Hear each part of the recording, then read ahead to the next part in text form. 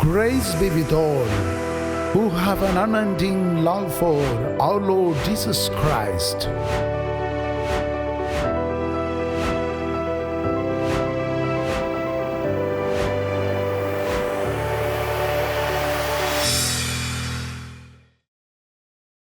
सबको एक और बार स्वागत करते हुए ताली बजाते हुए एक दूसरे का स्वागत करें। जैसे संत पापा फ्रांसिस ये 40 साल के शुरुआत में बता रहे थे कि 40 का समय एक ऐसा सफ़र है जो हम प्रभु के साथ करते हैं, एक ऐसा सफ़र है जो हम प्रभु के साथ करते हैं। और ऐसे प्रभु के साथ जब करते हैं तो प्रभु के साथ हम जरूर उनके जीवन के बारे में मनन चिंतन करते हैं, जो उन्होंने स्वयं झेला है उसके बारे में भी हम मनन चिंतन करते हैं। तो इस सफ़र में मनन चिंतन करते हुए हम पिछले शनिवार को संत मत्ती के सुसमाचार अध्याय 4 में प्रभु की परीक्षा के बारे में हम मनन चिंतन कर रहे थे। कितने लोग थे जो पिछले सप्ताह भी यहाँ आए हुए थे? जरा हाथ उठाएं। बहुत कम ही लोग हैं। तो जो हम बता रहे थे उसको फॉलोअप मिलने के लिए कुछ दो शब्द में मैं संक्षिप्त में बताना चाह रहा हूँ कि हम पिछले हफ्ते प्रभु के परीक्षा के बारे में मनन चिंतन कर रहे थे। मत्ती के सुसमाचार अध्याय 4 में वचन संख्या 1 से लेकर 11 तक ये वचन जो है उसके मनन चिंतन में शुरुआती जो वचन है उसके बारे में हम मनन चिंतन कर रहे थे। जैसे वचन कहता है, उस समय आत्मा ईसा को निर्जन प्रदेश ले चला जिससे शैतान उनकी परीक्षा ले ले। इसमें हम लोग कई बातों को लेकर मनन चिंतन किए थे। वहाँ लिखा गया है उस समय, वह उस समय के बारे में है जो प्रभु ईश्वर अपने पुत्र के बारे में बताते हैं कि मेरा इकलौता पुत्र है। ऐसे समय में प्रभु को आत्मा जो है पवित्र आत्मा और प्रभु ईसा का नाम वहाँ दिया गया है। वो हमारे लिए विश्वास का प्रवर्तक है, माने हमारे लिए सब कुछ जो हमारे जीवन में बीतने वाले हैं उन्होंने स्वयं ये सब झेला है। और इस बात को बतलाने के लिए वहाँ ईसा को निर्जन प्रदेश की ओर शैतान उनकी परीक्षा लेने के लिए ले जाए जाने के बारे में बता रहे हैं। जैसे हम शैतान की व्याख्या भी पिछले सप्ताह कर रहे थे। शैतान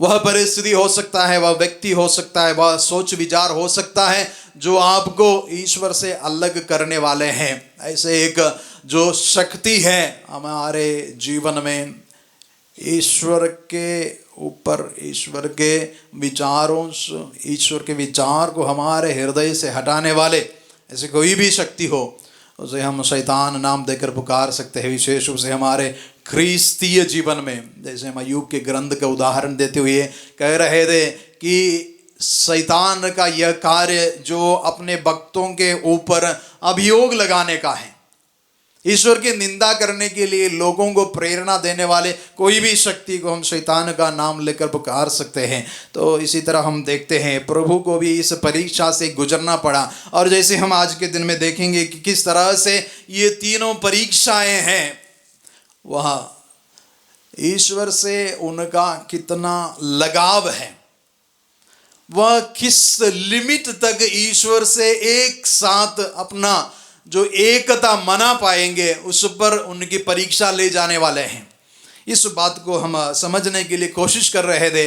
और ये भी हमने मनन चिंतन किया कि जो 40 दिन हैं, 40 दिन बहुत ही महत्वपूर्ण शब्द उनके लिए, जो विशेष करके यहूदी धर्म के लिए और जिस तरह से हम लोगों के लिए भी एक समय, जैसे संत पापा फ्रांसिस कहते हैं कि एक समय है प्रभु के साथ सफ़र करने का समय है। इन शब्दों के साथ हम मनन चिंतन कर रहे थे। आइए इसके आगे हम आज के दिन में ये परीक्षा में जैसे हम मनन चिंतन कर रहे हैं तो कैसे हमारे लिए प्रभु ईसा मसीह ने ये सब स्वयं अपने जीवन में झेला है और किस तरह से हमारे लिए इसका एक नमूना के रूप में हमें प्रस्तुत करते हैं। जैसे आगे के कुछ कुर्सियां और भी खाली पड़े हैं, यदि पीछे कुछ लोग हैं और आगे आके बैठ सकते हैं। कुछ कुर्सियां यहाँ खाली हैं, उसमें बैठ सकते हैं। और आप लोग कुछ लोग जो यदि पाप स्वीकार करने के लिए तैयार है, जो तैयार होकर आए हैं, वो पाप स्वीकार करने के लिए जा सकते हैं। लेकिन सब लोग एक साथ मत जाइएगा, कुछ 5-10 लोग जाइएगा जो तैयार करके आए हैं, और बाकी लोगों के लिए समय है, आगे दिन और भी समय मिलेगा आपको पाप स्वीकार करने के लिए। तो अभी पाप स्वीकार सुनने के लिए 10-15 मिनट के बाद, अब अपनी तैयारी के बाद 2 फादर लोग, एक यहाँ स्टेज के पीछे ये कमरे में बैठे हैं, और एक वहाँ चर्च के सामने जो काउंसलिंग कमरा है वहाँ भी बैठे हुए हैं। ध्यान रखें कि आप यहाँ से भीड़ के भीड़ उठकर वहाँ जाके खड़े होने से कोई मतलब नहीं है। 5-10 जान जाएंगे और जैसे लोग वापस आएंगे उसके अनुसार आप लोग बढ़ते रहेंगे। बोलिए हल्लेलुया, हल्लेलुया, यीशु की स्तुति हो। जोर से बोलिए हल्लेलुया, हल्लेलुया, यीशु की स्तुति हो, यीशु की महिमा हो, हल्लेलुया। हम एक वचन दोहराते हुए प्रार्थना करेंगे। इब्रानियों के नाम पत्र अध्याय 2, इब्रानियों के नाम पत्र अध्याय 2 पद संख्या 18। इस वचन में हम प्रभु यीशु मसीह के नमूना को देखते हैं, जो क्रूस पर आपने जीवन काल में जितने भी परीक्षाएं झेले हैं, ये हमारे लिए भी एक नमूना है। प्रभु हमारे लिए, जैसे हम इब्रानियों के ग्रंथ में पढ़ते हैं, हमारे विश्वास के प्रवर्तक है, हमारे लिए फॉर रनर है। इस वचन को दोहराते हुए हम इस समय प्रार्थना करेंगे कि प्रभु हमारे लिए मध्यस्थता करें। हमारे दैनिक जीवन में जो भी संकट, ना केवल उस दुख की परिस्थिति, बल्कि जो विश्वास की परीक्षा हमारे जीवन में झेलने को है, प्रभु हमारी मदद करें। आइए अपने दाहिने हाथ को उठाते हुए हम इस वचन को दोहराते हुए प्रार्थना करेंगे। प्रभु का वचन कहता है, और जोर से बोलेंगे, उनकी परीक्षा ली गई है और उन्होंने स्वयं दुख भोगा है, इसलिए वह परीक्षा में दुख भोगने वालों की सहायता कर सकते हैं। एक बार और इस वचन की योग्यता मांगते हुए हम प्रार्थना करते हैं। प्रभु का वचन कहता है, उनकी परीक्षा ली गई है और उन्होंने स्वयं दुख भोगा है, इसलिए वह परीक्षा में दुख भोगने वालों को सहायता कर सकते हैं। हम प्रार्थना करते हैं, हे प्रभु यीशु, आप दुख भोगने वालों की सहायता कर सकते हैं। हम हृदय से, अपने बुद्धि से स्वीकार करते हैं कि आपकी यह शक्ति हमारे लिए अपने जीवन में दुख भोगने के लिए, इसका रहस्य समझने के लिए, दुख का मर्म समझने के लिए ज्ञान प्रदान करते हैं। हे प्रभु यीशु, आपकी यह आश्वासन हमारे जीवन में प्रभु की दया से हमारे लिए भी दुख भोगने का साहस प्रदान करें। हल्लेलुया, हल्लेलुया, यीशु की स्तुति हो, यीशु की महिमा हो। Hallelujah, hallelujah.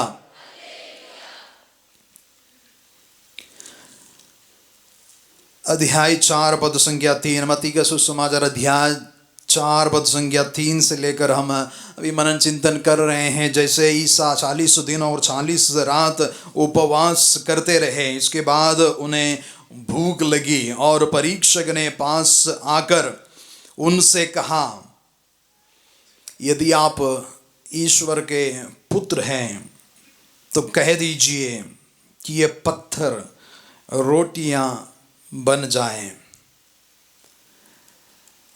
जब यह तीनों परीक्षाएं जिसके ऊपर हम मनन चिंतन कर रहे हैं, तीनों परीक्षाएं एक तरह से प्रभु को जो अवबोध मिला था, क्योंकि जैसे हम ऐसे पहले शब्द में हम देखे थे कि ईश्वर ने उन्हें एक अवबोध प्रदान किया था कि आप ईश्वर के पुत्र हैं, ये मेरा प्रिय पुत्र है, इन पर मैं अत्यंत प्रसन्न हूं। तो शैतान जो ईश्वर से और उनके भक्तों के जीवन में हमेशा उनके साथ अभियोग लगाने लगते हैं। इस बात को लेकर प्रभु से आग्रह कर रहे हैं कि अब यह समय है कि आपको स्थापित करना होगा। यह समय है आपको स्थापित करना होगा कि आप ईश्वर के पुत्र हैं। इसलिए शैतान सबसे पहले उनके सामने यह एक कंडीशन रखते हैं, यदि आप ईश्वर के पुत्र हैं, यदि आप ईश्वर के पुत्र हैं, आप जीत जाएंगे। यदि आप हार गया तो आप लोगों के सामने उपहास का पात्र बन जाएंगे। यदि आप हार गए तो आप उपहास का पात्र बन जाएंगे।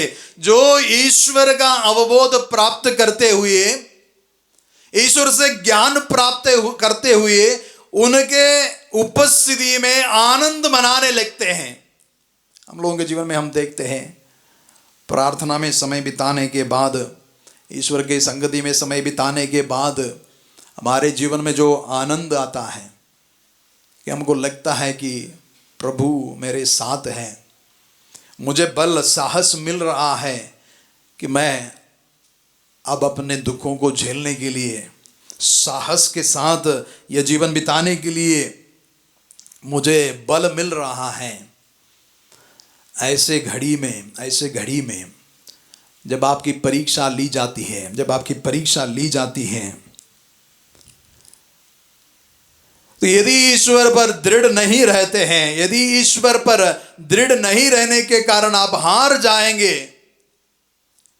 तो ये ना केवल आपके विश्वास में डगमगा जाते हैं, बल्कि उसके साथ साथ आप अपने विश्वास का भी एक तरह से उपहास का पात्र बन जाएगा। बोलिए हल्लेलुया, हल्लेलुया। यीशु की स्तुति हो, यीशु की महिमा हो। हल्लेलुया। सबसे पहले यह जानना जरूरी है कि मेरे जीवन में परीक्षा किस लक्ष्य या फिर किस बात को लेकर प्रस्तुत करने जा रहे हैं। क्या यह मेरा संबंध ईश्वर से जुड़ा हुआ है इस बात को, या फिर मैं अपने ही अहंकार को तृप्त करने के लिए कि मैं ईश्वर के हर प्रकार के परीक्षा में जीत हासिल करने के लिए सक्षम हो गया हूं, या फिर मेरा संबंध जो है, मेरा रिश्ता जो है ईश्वर से जुड़ा हुआ है, इस बात को स्थापित करने के लिए। जैसे हम इस तीनों परीक्षाएं में प्रभु यीशु जो कर रहा है, जैसे मैंने कहा कि अब प्रभु हमारे लिए नमूना दर्शा रहे हैं, तो प्रभु इस बात का नमूना हमें दे रहे हैं कि मैं प्रभु के साथ, ईश्वर के साथ जुड़ा हूं, इस बात को स्थापित करने के लिए, ना कि अपनी शक्ति को प्रकट करने के लिए। यदि शक्ति को प्रकट करना होता, यदि प्रभु यीशु जिस तरह से पवित्र आत्मा से अभिषिक्त है, 40 दिन और 40 रात उपवास करने के कारण उनके अंदर जो शक्ति है उसको प्रकट करना होता, तो एक पत्थर को रोटी बनाना उसके लिए कोई बड़ी बात नहीं है। लेकिन बड़ी बात यह है कि वह अपने इस शक्ति को लेकर किस तरह अपना संबंध ईश्वर से बनाए रखते हैं या नहीं। अपने शक्ति में ही संतुष्ट होकर ईश्वर की बराबरी करने की बात कहा जाए तो प्रभु यीशु मसीह इस परीक्षा में शायद हार जाते। लेकिन प्रभु यीशु का मुख्य लक्ष्य है हमारे लिए नमूना रखना। मैं इसलिए बार बार पिछले सप्ताह भी और इस सप्ताह भी यही कहना चाहता हूं कि ये जो परीक्षा के बारे में जब हम शैतान के बारे में कहते हैं, ये कोई शैतान को श्रेय देने की बात नहीं है, बल्कि प्रभु ईसा मसीह की शक्ति, उनकी जो नमूना जो शैतान पर विजय प्राप्त करते हैं, उसके बारे में मनन चिंतन करने का है। परीक्षा आना कोई बड़ी बात नहीं है, वो हर एक जीवन में दिन प्रतिदिन पल पल पर ये परीक्षा तो आते रहेंगे। उसके श्रेय के बारे में नहीं, बल्कि उनके ऊपर परीक्षा में जीत करने वाले प्रभु का नमूना हमें सीखने की जरूरत है। इसलिए मैंने कहा कि ये जो हमारा सफर है, ये मरुभूमि से होकर निकलने का जो सफर है, जिस तरह से प्रभु ने हमारे लिए ये रास्ता खोल दिया है, ये नमूना हमारे लिए पेश किया है, उसको समझने का। बोलिए हल्लेलुया, हल्लेलुया, यीशु की स्तुति हो। और ये भाइयों बहनों, ये जब इनके जीवन में प्रभु ईसा मसीह की जीवन जब यहूदी लोग देखते हैं, शुरुआती जीवन जब उनकी जीवन में यहूदी लोग नजर डालते हैं, तो उनके सामने मूसा है, जिन्होंने इस्राएली जनता को एक अगुवा के रूप में गुलामी के मिस्र देश से निकालते हुए वे आगे उनकी अगुवाई करते हुए ले जा रहे थे। तो उनको वहां समुद्र पार करना पड़ा था, समुद्र पार करना पड़ा था। एक तरह से एक परीक्षा है, समुद्र को पार करते हुए इतनी बड़ी संख्या को उनको आगे ले चलना है। और हम देखते हैं पुराने विधान में ईश्वर चमत्कारी रूप से मूसा की अगुवाई में समुद्र पार करते हुए वह गुलामी के उस देश से बाहर निकलते हैं। मूसा के समान प्रभु ईसा मसीह को अपने आप को यह प्रस्तुत करना है कि वो भी इस समुद्र को पार करते हुए, इस समुद्र को पार करते हुए हम देखते हैं वहां बपतिस्मा के समय समुद्र के उस रूप में योर्दान नदी से होकर, योर्दान की बपतिस्मा से होकर प्रभु यीशु निकलते हैं। उसी तरह इस्राएलियों को 40 साल मरुभूमि में परीक्षा के समय के रूप में उनको गुजरना पड़ा था। हमारे लिए एक बहुत बड़ी संदेश की बात है कि इस्राएलियों को क्यों 40 साल तक, एक बड़ा लंबा अवधि है 40 साल। लेकिन हम यदि इस्राएलियों के वृत्तांत देखेंगे तो हमें समझ में आता है कि वे बार बार अपनी परीक्षा में, मरुभूमि की परीक्षा में हार जाते थे। प्रभु के प्रति जो विश्वस्तता, प्रभु के प्रति जो अधीनता, वो स्वीकार करने के लिए चूक जाते हैं। वो भुनभुनाते रहते हैं। कभी कभी उनको इस्राएल के गुलामी के उस समय याद आते हैं, कहते हैं कि कितनी अच्छी वहाँ हमें रोटी मिल रही थी, कितनी अच्छी हमें मांस मिल रहे थे। वहाँ परीक्षा में जितना अधिक फेल होते, प्रभु उनको मदद देते रहे, प्रभु उनको सहायता देते रहे, वे फेल होते रहे। अपने जीवन में यह 40 साल बहुत लंबा अवधि। लेकिन प्रभु जिस तरह से जब नई इस्राएलियों की अगुवाई कर रहे हैं, जो प्रभु के लिए एक सुयोग्य प्रजा के रूप में नई इस्राएल की गढ़ने जा रहे हैं, तो उनके लिए भी यह 40 दिन और 40 रात ऐसा समय है जो प्रभु ने अपने विश्वस्तता के कारण, आज्ञाकारिता के कारण उन्होंने जीत हासिल कर लिया है। ये 40 दिन और 40 रात, जैसे लूकस के सुसमाचार में इसी भाग को यदि हम देखेंगे तो प्रभु मसीह के जीवन में 40 दिन और 40 रात उनको परीक्षा का सामना करना पड़ा था। इसलिए मैंने कहा कि परीक्षा का समय हमारे लिए कोई बड़ी बात नहीं है, कभी भी हो सकते हैं। और इसके आगे यदि हम एक बार नजर डालेंगे तो पहली परीक्षा जो हो रहा है वह निर्जन प्रदेश में हो रहा है, और जो दूसरी परीक्षा है वह पवित्र नगरी और मंदिर में हो रहा है, और जो तीसरी परीक्षा है वो पर्वत की चोटी पर, ऊंचाई पर हो रहे हैं। ये भी एक तरह से एक संकेत है कि मरुभूमि की अवस्था में भी शायद हमें किसी न किसी तरह का परीक्षा का सामना करना ही पड़ेगा, जहां हमारी मदद करने के लिए शायद ही कोई रहेगा। हमें अकेला ही ये जो परीक्षा है झेलना पड़ेगा। निर्जन स्थान है, हमारी मदद करने के लिए शायद प्रभु के वचन और उनकी उपस्थिति के अलावा और कोई नहीं रहेगा। बोलिए हल्लेलुया, हल्लेलुया, हल्लेलुया। मिलकर प्रार्थना करें। प्रणाम मरियम,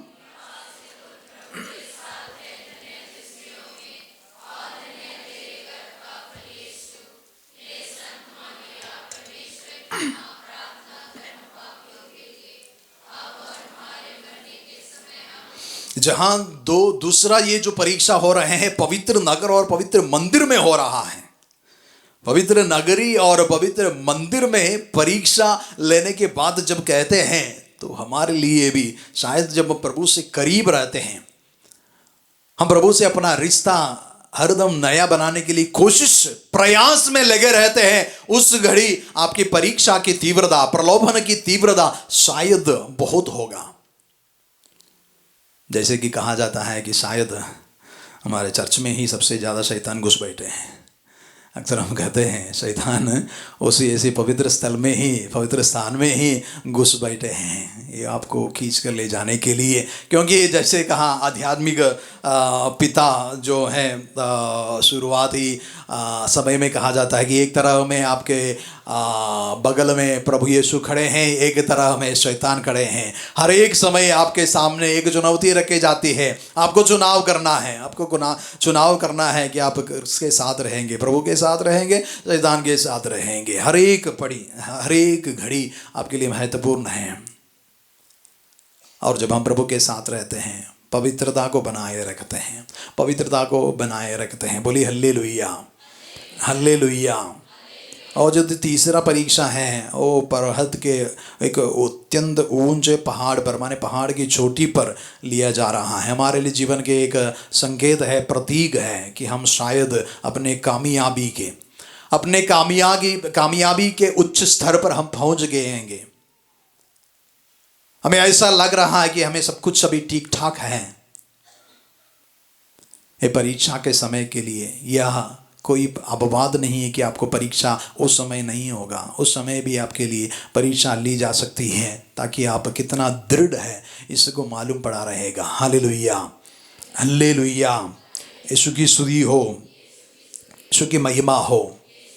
और जैसे हम इस वचन में आगे देखते हैं कि ये तीनों परीक्षाएं जो है प्रभु यीशु मसीह इस तरह इसका सामना करते हैं कि प्रभु का वचन की शक्ति से ही हर एक बात का खंडन किया जाता है। जो हमारे अंदर परीक्षाएं जो आता है उसकी मदद के लिए हमें पवित्र वचन का सहारा लेने की जरूरत है। इस बात को प्रभु स्थापित करते हुए हर एक परीक्षा में प्रभु एक वचन को सामने रखते हैं। उस वचन हमारे लिए जीवन बन जाता है, उस वचन परीक्षा में हमारे लिए जीवन बन जाता है। बोलिए हल्लेलुया, हल्लेलुया। यीशु की स्तुति हो, यीशु की महिमा हो। तो पहला ये जो परीक्षा है पत्थर को रोटी बनाने का, पत्थर का रोटी बनाने का ये जो परीक्षा अपने व्यक्तिगत जीवन में जो लौकिक कार्य है उसके सामने आध्यात्मिकता या आध्यात्मिक कार्य कितना आपके लिए इंपॉर्टेंट है, कितना आप उसके लिए महत्व देते हैं, ये बात को दर्शाते हैं। पत्थर को रोटी बनाते हुए आप अपने सुख को पूरा करेंगे। जैसे ये वचन जिस तरह से प्रभु परीक्षा के समय शैतान के सामने ये वो जो वचन रखता है, मनुष्य रोटी से ही नहीं जीता है, वह ईश्वर के मुख से निकलने वाले हर एक शब्द से जीता है।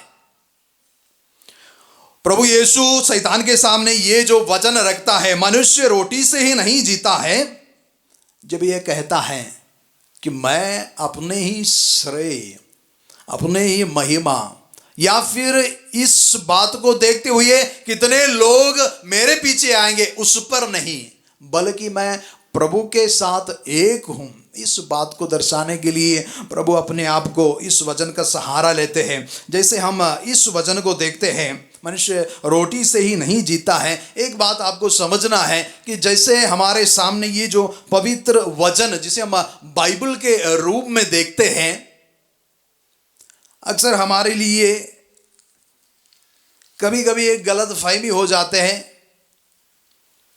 कि हम ऐसे समय में बाइबल खोला और जो वचन मिला वो हमारे लिए संदेश। ऐसे कभी कभी गलत रूप में हमें इस वचन को स्वीकार करते हैं या फिर उसको समझने की कोशिश करते हैं।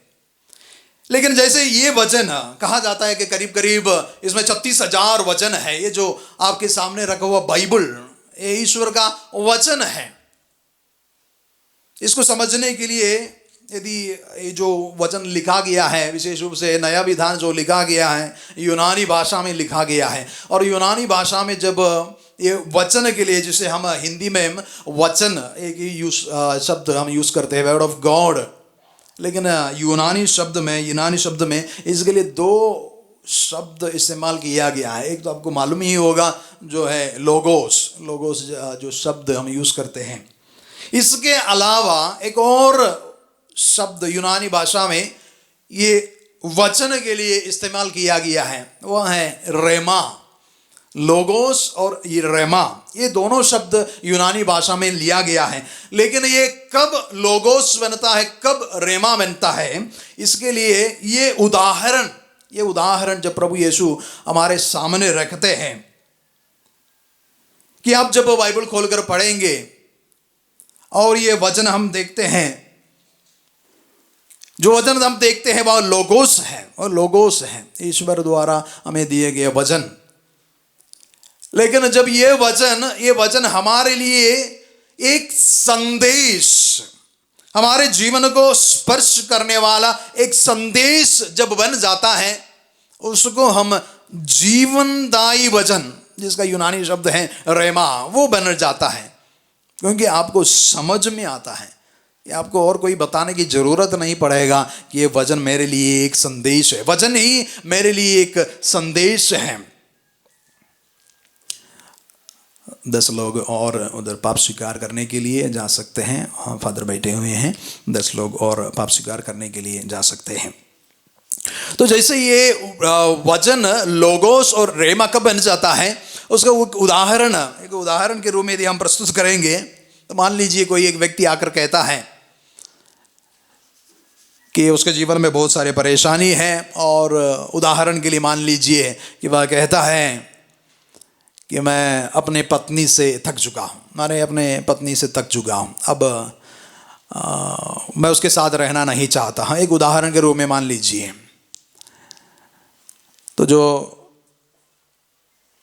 इस व्यक्ति को सुन रहे थे पूछता है क्या बात है, क्या हुआ, ऐसे शादी के इतने समय के बाद अब क्या हुआ कि आप अपने पत्नी से थक चुका है, या फिर उसके साथ अपनी बातचीत नहीं कर पा रहे हैं। तो वह कहता है कि उसका जो सौंदर्य है अब उतना ठीक मुझे नहीं लग रहा है, अब उतना मुझे उसका सौंदर्य ठीक नहीं लग रहा है। शायद जब मैं उनको चुनते समय गलती की होगी, अब इससे ज़्यादा रूपवती सौंदर्य रखने वाले और कई लोग मेरे सामने दिखाई दे रहा है। मैं इसके सौंदर्य से चलते मैं इनसे थक चुका हूँ। अक्सर ये परिवार में होता ही रहता है, जैसे परिवार वालों के लिए एक ही बार में ये चुनाव हो गया है, ऐसे हमारे लिए जीवन में होता। तो हम अपने इस जगह से पोस्टिंग से थक गए तो हम दूसरे जगह में पोस्टिंग के लिए ले सकते हैं, जा सकते हैं। लेकिन परिवार में अब नहीं, परिवार में ऐसा नहीं होता है। तो मान लीजिए एक उदाहरण के रूप में कोई एक व्यक्ति आकर ऐसे कहता है, तो उसको सुनाने के लिए, एक उदाहरण के लिए मैं दे रहा हूँ, प्रवक्ता ग्रंथ अध्याय 11 का वचन, यदि और लेने की ज़रूरत नहीं है, एक उदाहरण के रूप में है, क्योंकि उस बात को समझाने के लिए मैं बोल रहा हूँ। यदि उस व्यक्ति से इस वचन को पढ़कर सुनाया जाए, प्रवक्ता ग्रंथ में अध्याय 11 वचन संख्या 2 में एक वचन दिया हुआ है। ऐसे कहने वाले व्यक्ति से यदि इस वचन को सुनाया जाए सौंदर्य के कारण किसी की प्रशंसा मत करो और रूप रंग के कारण किसी की उपेक्षा मत करो। ये जो सुनने वाले व्यक्ति तुरंत वहाँ से चल पड़ेंगे, उनको और कोई संदेश देने की ज़रूरत नहीं पड़ेगा। वो अपने आप में उसका रहस्य जो है उसको समझ में आता है। मैंने ऐसे वचन है जो उनका हृदय को छू कर लेता है। जब प्रभु यीशु इस वचन को जब बताते हैं यूनानी शब्द में, यूनानी भाषा में, यहां जो लिखा गया है वह ईश्वर के मुख से निकलने वाले हर एक शब्द से, ये जो शब्द है वह रेमा है। माने हमारे लिए परीक्षाएं रोज की रोज होना है, और हमारे लिए जिस मात्रा में रोटी है उसी मात्रा में हमारे लिए ईश्वर का शब्द, हमें छूने वाला शब्द हमें ग्रहण करने की जरूरत है। हर रोज उस वचन को ग्रहण करने की हमें जरूरत है। बोलिए हल्लेलुया, हल्लेलुया। यीशु की स्तुति हो, यीशु की महिमा हो।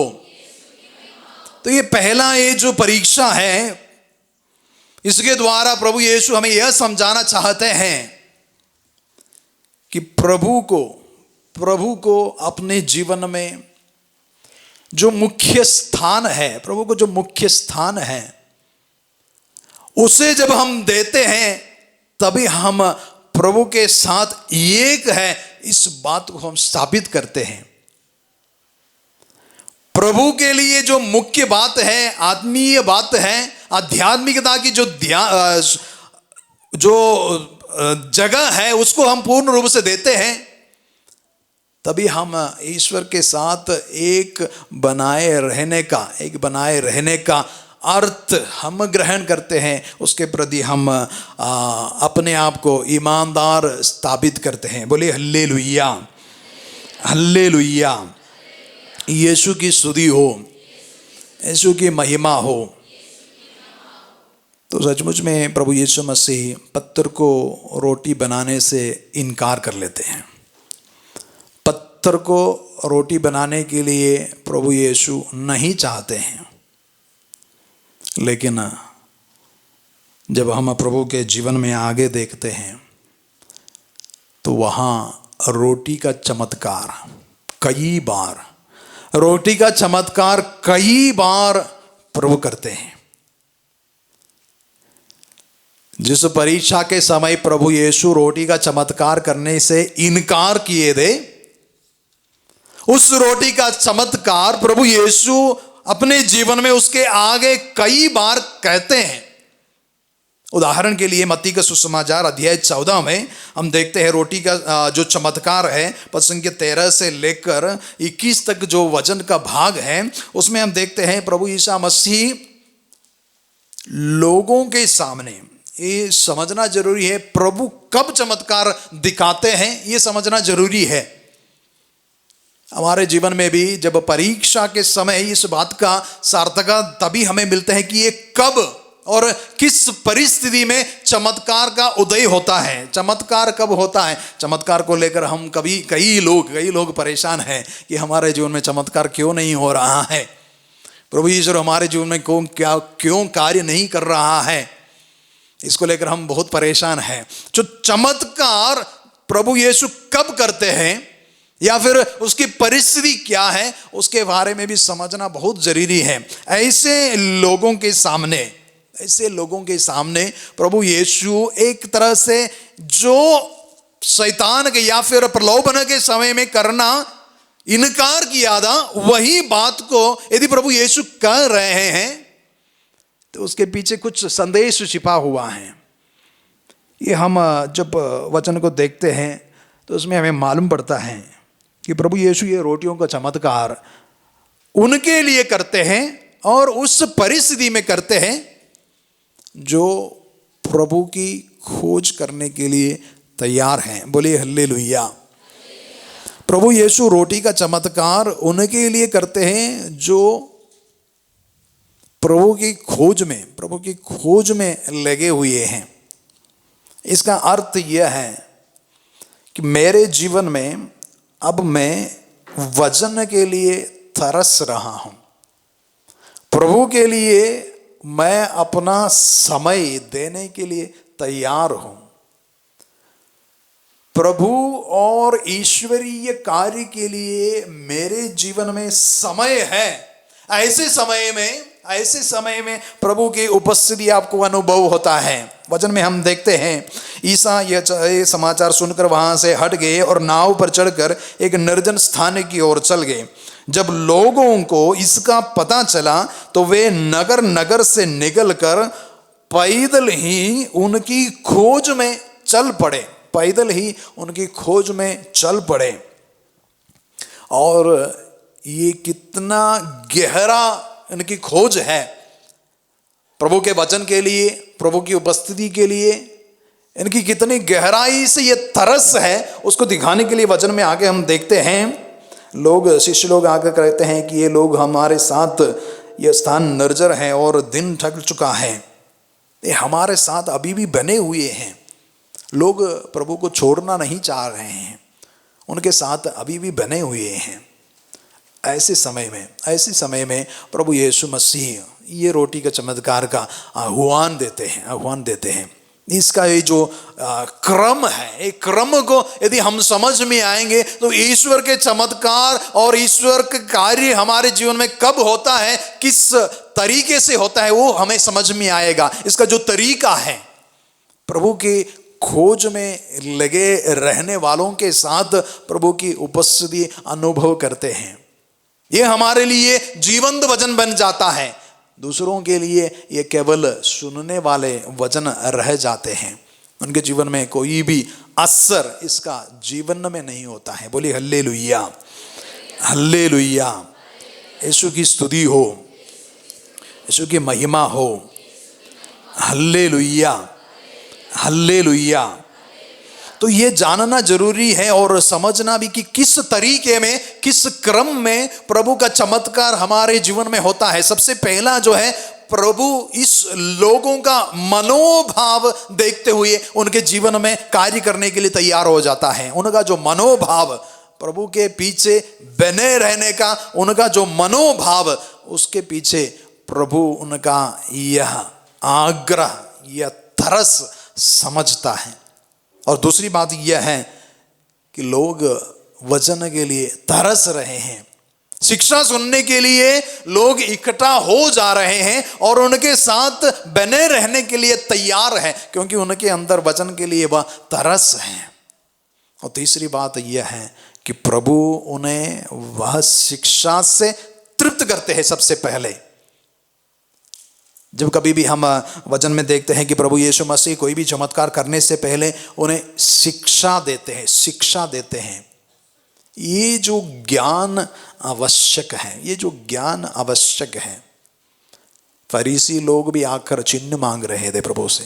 फरीसी लोग आकर चिन्ह मांग रहे थे, लेकिन उनके सामने प्रभु के लिए देने के लिए कोई चिन्ह नहीं था, क्योंकि उनके पास कोई भी ज्ञान नहीं है, वो समझने वाले नहीं है, उनके अंदर प्रभु के लिए खोज नहीं है, उनके अंदर प्रभु के लिए तरस नहीं है।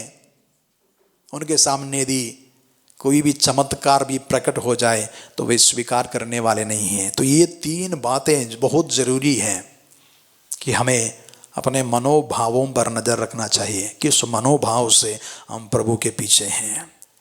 सचमुच में यदि ईश्वर की खोज में, जैसे वचन कहता है, ईश्वर और उसकी धार्मिकता के कारण हम प्रभु से बने हुए हैं या प्रभु के साथ जुड़े हुए हैं। पहली बात यह है कि हमें मनोभावों को परखना चाहिए।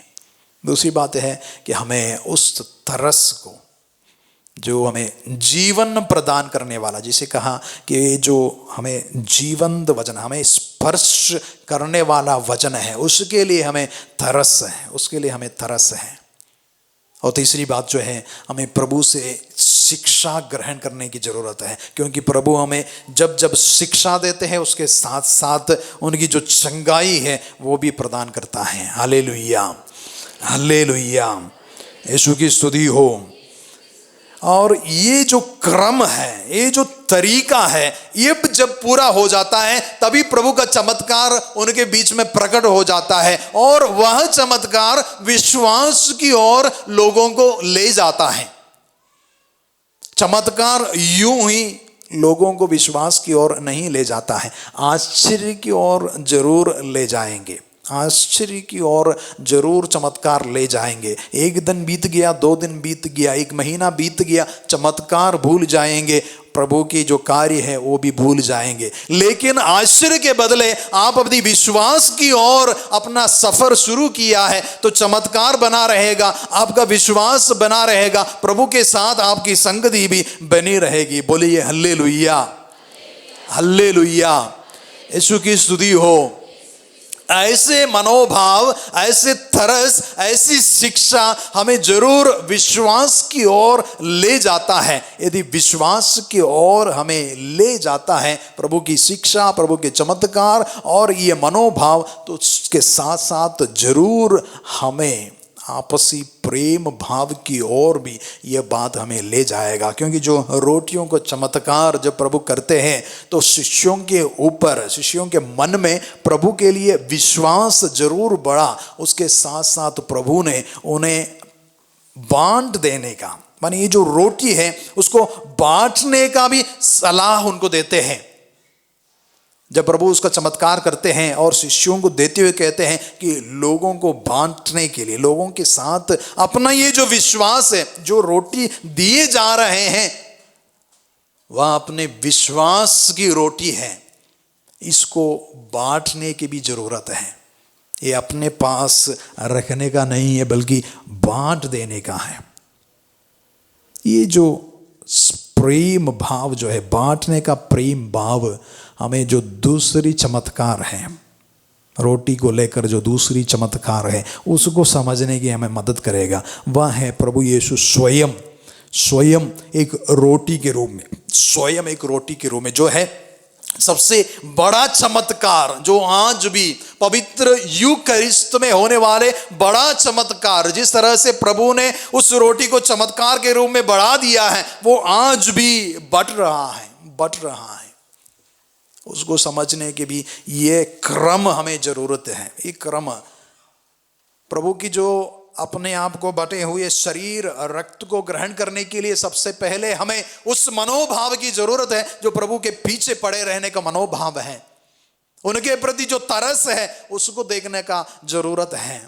और ये जो विश्वास की दृष्टि है, विश्वास की नजरें हैं, उसको भी हमें जरूरत है। तभी हम ये जो चमत्कार, जो कलीसिया में आज भी प्रभु ने जो कार्य शुरू किया है रोटी को बांटने का, उस कार्य को हमें समझने का बल हमें मिलेगा। इससे पहले जब ये रोटी का चमत्कार, प्रभु अपने आप को देने का ये जो चमत्कार, पवित्र यूकरिस्ट का स्थापना जो है, उसको देखने से पहले हमें इस बात को भी देखना है कि प्रभु किस मतलब से ये रोटी का चमत्कार करते हैं। यूहन्ना का सुसमाचार अध्याय 12 पद संख्या 23 में ईसा ने उनसे कहा, वह समय आ गया है जब मानव पुत्र महिमान्वित किया जाएगा। मैं तुम लोगों से कहता हूं, जब तक गेहूं का दाना मिट्टी में गिरकर नहीं मर जाता तब तक वह अकेला ही रहता है, परंतु यदि वह मर जाता है तो बहुत फल देता है। जो व्यक्ति शैतान के सामने एक पत्थर को रोटी बनाने से इनकार करता है, लेकिन वह उससे बड़ा चमत्कार, ऐसा चमत्कार जो कोई भी नहीं कर सकता है, उसके बारे में सबसे पहले शिक्षा देता है कि अपने आप को त्याग देने की जरूरत है। अपने आप को एक गेहूं के दाने के तरह बनाते हुए, नष्ट करते हुए उससे जीवन प्रदान करना है। प्रभु यीशु मसीह इस बात को लोगों को समझाते हैं। सबसे पहले एक गेहूं के दाने की तरह मिट्टी में गिरकर जब मैं मर जाऊंगा, अपने आप को उस कलवारी पहाड़ी पर, जो क्रूस पर अपनी जो दुख भोग है, उस बलि है, उसकी ओर इंगित करते हुए प्रभु यीशु कहते हैं कि जब मैं मर जाऊंगा और उसमें से जीवन प्रदान करेगा। और वही चमत्कार कलीसिया में आज भी विश्वासियों के लिए प्रभु यीशु स्वयं अर्पित करते हैं। जिस समय पुरोहित अपने हाथ में रोटी लेते हुए, दाखरस लेते हुए, यह मेरा शरीर है, मेरा रक्त है, प्रभु का वचन दोहराते हुए कहते हैं, तो ये जो मरना, ये जो जीवन प्रदान करना, फल लाने का कार्य आज हमारे साथ हो रहा है। प्रभु हमें आमंत्रण दे रहा है। यदि आप परीक्षा में विजय प्राप्त करना चाहते हो, प्रलोभन में प्रभु के साथ बने रहना चाहते हो, तो सबसे पहले ये जो मरने का और उसके द्वारा फल प्रदान करने के बारे में भी प्रभु यीशु समझाते हैं।